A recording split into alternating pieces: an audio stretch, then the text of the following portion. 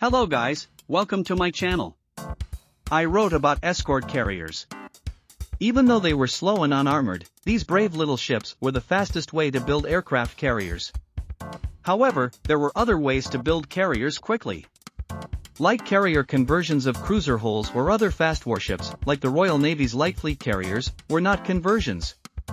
The light carriers built by several navies were effective but provided good service despite their flaws. Conversions were inefficient compared to purpose-built designs, and American cruiser conversions had stability and slim flight decks.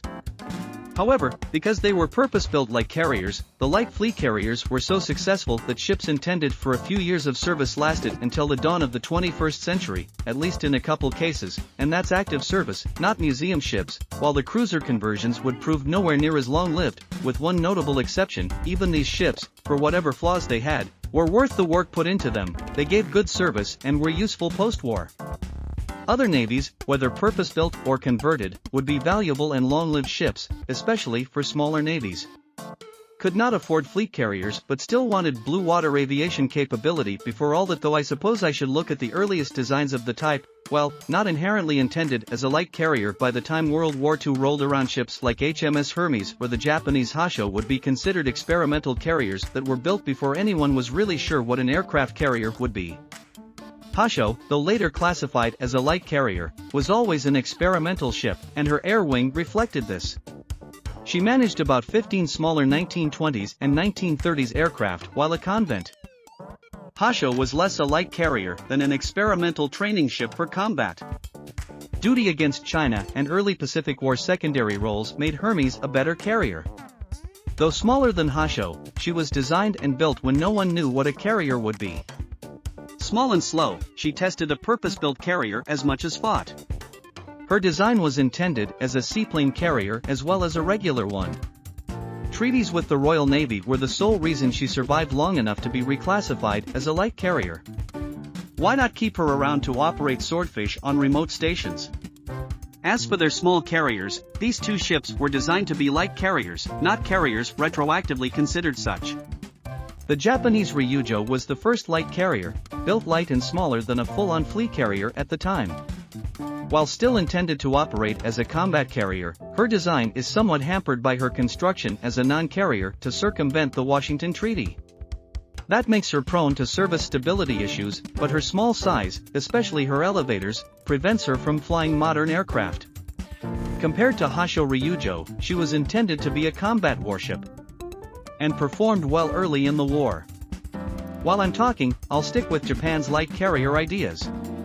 Ryujo is the only purpose-built light carrier, but Japan could quickly convert several tenders into light carriers. This was similar to the carriers' treaty circumvention. Zuho and Chitos class carriers were fully capable, but the latter class completed their conversion after Japan didn't. While slower, these ships could operate as many aircraft as American light carriers, and were useful in the long run. They followed the classic light carrier doctrine as support ships for big carriers or replacements. Shoho illustrates this when you need a mobile airfield but can't split off a larger, more valuable flat top. And Soho in the early war, but they later played the aircraft ferry. Finally, Japan attempted to convert the incomplete heavy cruiser Ibuki into an aircraft carrier, similar to American cruiser conversions.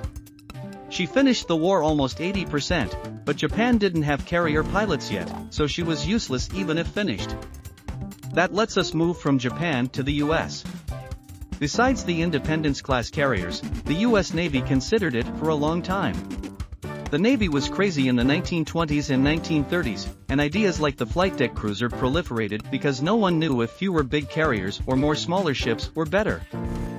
Fleet carriers and smaller ships for anti-submarine warfare were likely the real answer, as recognized in the late 1930s for such small carrier designs. After all, what the escort carriers did in World War II and what the Essexes did when they were light compared to the behemoths that replaced them, and other such things, even wacky ones like the flight deck.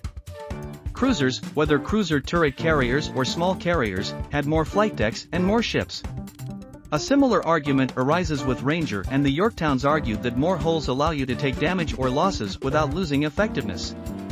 The Navy would eventually realize that none of these 1920s or 1930s concepts would be built, and the smallest purpose-built carriers would remain Ranger and Wasp, which are fleet carriers on the smaller side. And less capable land, especially with Ranger, but fleet carriers doctrinally and design-wise.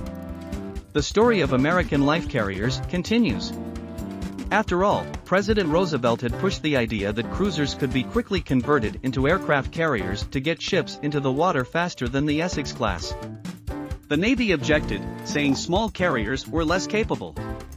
Roosevelt would push through another design study showing that the idea was viable in theory, but the Navy still didn't want to do it, only for Pearl Harbor to bring it back up. October 1941 saw the second design study. After several months, the Navy wanted cruiser conversions by early 1942. The Independence class, as mentioned at the start of the video, came with certain problems, mostly with their cruiser lines, making them slim carriers with landing and storage issues. They were effective carriers, but their entire purpose was flawed, the idea that one could take cruiser hulls and get them into the water faster than you could build the big Essexes. Though these ships could be built quickly, the first converted light carriers entered service when the Essex class did too. Two relevant examples from each class are randomly selected. The April 11, 1942 built USS Langley, CVL-27, was first. A year later, on May 22, 1943, she entered the water and was commissioned in August. That's a fast turnaround, but USS Hornet CV-12 was laid down on August 3, 1942. She was launched almost exactly a year later on August 30, 1943, and commissioned on November 23, 1943. Hornet is one of the fastest Essex-class aircraft to be built, but she was only a year from KO-laying to entering service, and she joined the war in early 1944. With American industry ramping up, Essex could be built as fast as an Independence, but CVS were still slightly slower, which makes the real advantage to the Essex class. Mid to late 1943 light carriers. The light carriers joined the war when the Navy needed every carrier, even though most of the Essex swarm would not enter service until 1944 or later and may not have been fastened for winter service. Roosevelt's idea had merit because smaller yards could build them than the big fleet carriers, but these ships couldn't do everything. Fleet carriers could handle lighter duty than escort carriers and work with big carriers when needed. Recognizing the Independence design flaws led to the decision to build two more CVLs from scratch instead of converting hulls. These Saipan-class ships were new builds based on the Baltimore-class heavy cruiser. Pessimistic but realistic, Independence-class ships were expected to lose. The two Saipans were ordered expressly to replace two older CVLs and bring the total to 9 LY carriers. Only Princeton was lost, and the Saipans were finished too late for the war. That done, what about post-war surfaces? Well, the two Saipans would miss the chance to serve as proper carriers. They operated from the late 1940s to the late 1950s. Both would miss the Korean War, and as jets became so large that even the Essex class was cramped, the Saipans were converted from carriers to communication and command ships. They held these positions until 1970, then were fired in the 1980s. The older Independence-class carriers would last longer. But not the U.S. Navy, where the last was decommissioned in the late 1950s. Bellwood Langley and Cabot served with foreign navies, the first two with France and Cabot with Spain. The two French transfers served well in colonial conflicts before being decommissioned in the early 1960s. Cabot's Spanish service was the longest among American light carriers. I'll say this for now, but her story deserves a video. In 1967, the Spanish Navy loaned her, and after 12 years in mothballs, she was sold in 1972, outliving her sisters. She outlived the Saipans and was scrapped in 2002 after serving in the Spanish fleet until 1989. Amazingly, the old light carrier was the first to routinely operate Harriers in Spanish service, something President Roosevelt could never have imagined when he was pushing for these conversions, since we're out of World War II. Like carriers that were completed except for the British, like fleet carriers. Germany tried to convert a heavy cruiser but failed. Italy considered converting a crippled heavy cruiser into an American flight deck cruiser, but that failed too. As the name implies, light fleet carriers are in a weird middle. I'll cover them later. On the ground, they're larger and more capable in the Independence class and can carry an air wing and illustrious. These ships were easier to modernize and became a staple of the Royal Navy and several foreign fleets. These successful ships were such small fleet carriers that a couple would last until the dawn of the 21st century, as mentioned at the start of the video. Not bad for emergency builds meant to last about 3 years. Later, Britain's flirting with the ideas led to the Invincible-class carriers, originally deck cruisers, which were based on cruiser studies and intended for more traditional cruiser roles. By the time they entered service, they were light carriers, a role one of them would hold until 2014, but that's it. To conclude the video, these were interwar light carriers. They were cheaper or emergency builds during World War II, depending on what you looked at.